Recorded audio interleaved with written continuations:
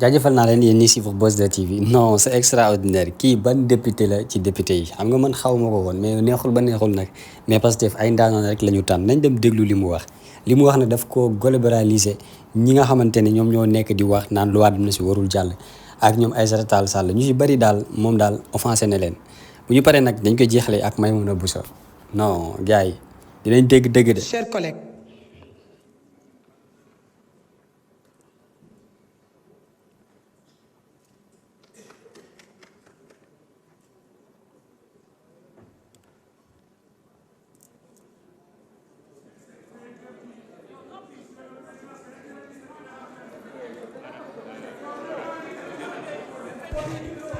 su dee audio la bu ko teg honorable si c'est interdit. su dee audio la bu ko teg non non C'est pas audio vidéo. C'est pas normal. D'accord. lii nag comme que c'est interdit duñ ko def parce que ñun duñu def loo xam ne c'est illégal mais li ma doon teg rek mooy dafa am benn soxna mun naa ko tuddee Kumba Sall boo xam ne dafa defoon Europe bi mu demee Europe Union européenne dafa dem ne ay terroristes ñoo nekk ci prison bi commençant par président Ousmane Sonko ne ñun ay terroristes lañ moo tax ñu jàpp ñu tey terroristes yooyu génn nañ ñoo nekk ci réew mi te pourtant moom mi ngi dox nu mu ko neexee di wax lu mu ko neexee moom on dirait que elle n'est pas une femme parce que loi amnistie bi mu fi voté en tant que jigéen su may wax waxam parfois damay am métit parce que avant may def politique novice laa ci politique Pastef moo tax ma dugg ci politique j'étais femme au foyer je préférais éduquer mes enfants mais yéen ñu mel ne yéen a taxaw tey ñu taxaw ci terrain bi jàkkaarloo ak yéen ba ñëw taxaw fii pour mën a dindi injustice bi fi nekk ak assassinat yi ngeen xam ne moom ngeen doon def di tëj suñuy doom di def li leen neex tey benn frère wax na ko da ngeen waroon taxaw fii avec grandeur ngeen wax ñu ngi jéggalu sénégalais yi ku jur ku ne di nga yërëm te ma leen di xamal leen force de l'ordre yi kenn accusé wu leen yéen leen accusé gis nga butéel li muy def rek lay xeeñ mës ngeen gis ay policiers yuy distribuer ay kit ci weeru koor mës ngeen ko gis parce que ñun ñoo fi nekk joxuñu benn police force de l'ordre ne ko dem leen ngeen rey xale yi ku génn gat sa ngeen rey ko mais islam moo jàngale kenn du la fekk ñu lay mbéj ngay joxe sa beneen lex naan mbéjal islam waxuñu ko de boo ci défendre sa bopp dangaa shahid da ngeen toog jël koo xam ne sénégalais la comme yéen ngeen ne ko amul droit laaj réew mi mu taxaw nekk nag c'est un guerrier c'est un homme de valeur mu taxaw jàkkaarloo ak yéen ngeen téye ko mu am ngor gu doy ne téye ngeen ma man mais dinaa jël sama frère teg ko fii mu nekk président parce que moom xiiful nguur moom li ko yitteel mooy Sénégal tey ngeen jël nit ñi doon leen rey yow moom dangaa defante ba defante ci dëj parce que dangaa dem yow non seulement dina jaar di wax ak yow du ma wax ak yow li may wax mooy di masawu Cheikh Gueye mi nga xam ne mi ngi dëkk Bango perdre benn bëtam ñi wax ne am na ay ñoo xam ne perdre nañ seen awra mënatuñu am doom pourtant yéen da ngeen am seen doom ba toog li ñu wax da ngeen génte ba toog ngeen ne tey duñu xoolaat merci beaucoup honorable Amadou Ba numéro 2 ñu ngi lay remercier gis nga lii bu ñu ko deful woon ñun suñu bopp duñu nekk à l'aise ci assemblée nationale bi le 6 mars 2024 tey bés bii dañuy reetaan ba mu neex parce que suñu xol dafa sedd parce que da ngeen def injustice loo xam ne taggu leen ko woon fenn 80 et quelques fan ngeen gisee France ñaata mois ñuy def marche rey ñu fa benn nit yéen ngeen ne nit amul droit génn marche dénoncer li nga xam ne mooy injustice bi bu ñu waxee ñu ne lan moo tax mu dem Sweet Beauté gis nga bu demoon Sweet Beauté fekk fa góor xam nga loo leen koy wax borom ñaari tur yi ngeen koy wax gis nga noonu su lay ut ak loo mënti def du tax nga mucc tey lan moo tax wax yi déranger leen nii ngeen doon def di def li leen neex donte ñun cautionné wu ko mais da ngeen leen di comprendre parce que y avait de l'injustice durant des années ku ne du ma la topp fa ngeen jëm dafa soriwul président Ousmane Sonko ak président Diomaye war na leen yee waaye ñun ñii war nañ en commençant par man yàllaa def samay doom deewuñu si sama doom en 2021 sama taaw dañ ko jàpp il est né en 97 sama ñetteelu doom am fracture bi ñu reporté élection yi lacrymogène lañ ko dóor ci nëq yàlla moo def deewul te bu deewoon nit ba xam ne dafa shahid parce que suñu réew moo ñu ko jaral trop d'injustice nag gis nga fu dëgg amul jàmm du fa am ñu toogoon fii nag di saaga Pastef day ngembam day oyof waaye di ko tekki xam nga lu ñu bëgg qu'on se respecte lii dañ koy voté ba mu neex te kun di ngeen justice dinañ ko def. Merci beaucoup. Monsieur le ministre loolu lañ lay ñaan. Et je suis fière de vous tous autant que vous êtes.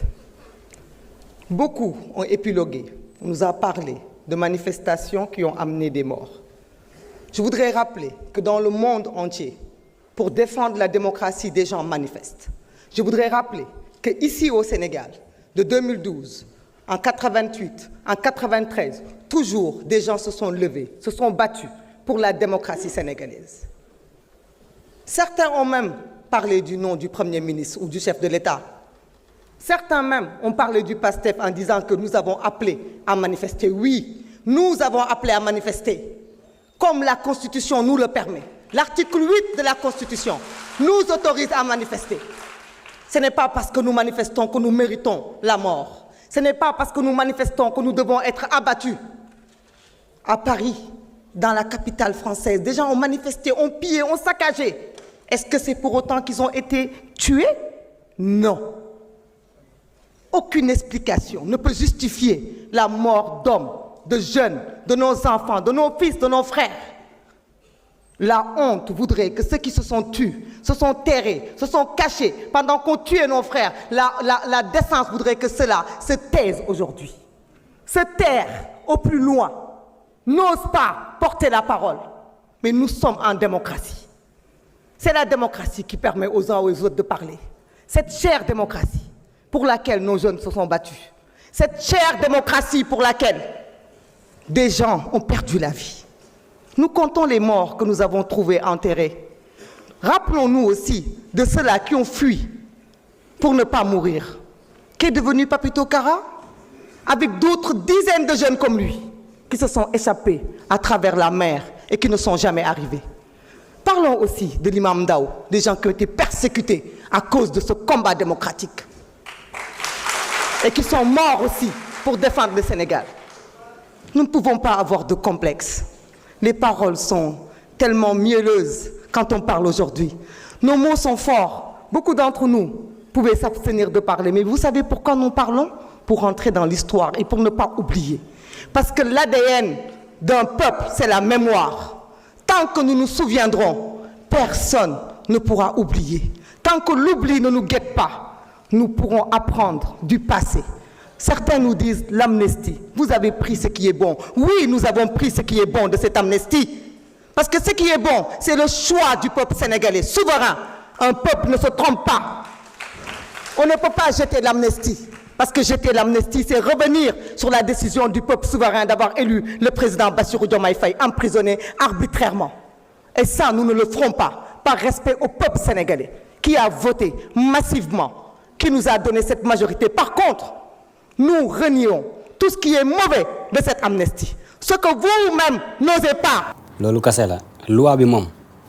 voté bi ngeen koy dindi nii sénégalais yëpp ci ànd xaw ma nag sénégalais boo xamante ne àndu ci rek war nañoo xool li tax ñu ànd lu tax àndu ci rek bu ñu xoolee li tax àndu ci dañuy gis ne ci clan bële la bokkoon. yeneen sénégalais yi ciy wax tamit dañuy gis ne ba muy am dañ cee neutroon ki nga xamante ne ci clan bële la bokkoon ak ki nga xamante ne ba loi bi di am daf cee neutroon ñoom ñoo génn di kaas kon ça veut dire que ki far ci clan bële bëggul loi bi dañ te bañ koy voté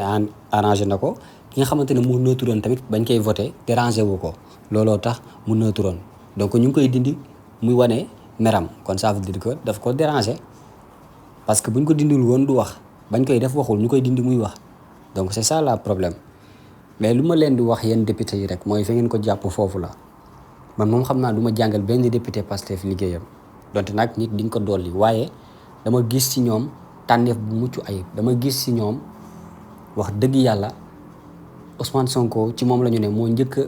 wut ay député ba pare defal leen intermédiaire maanaam député yi di am intermédiaire laataa ñuy dem di waxtaan seen biir